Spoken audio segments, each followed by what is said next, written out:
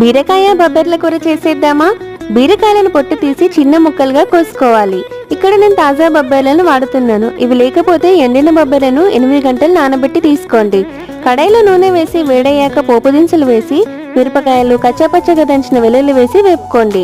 దీంట్లో సన్నగా తరిగిన ఉల్లిపాయలు, కాస్త ఉప్పు వేసి వేపుకోండి.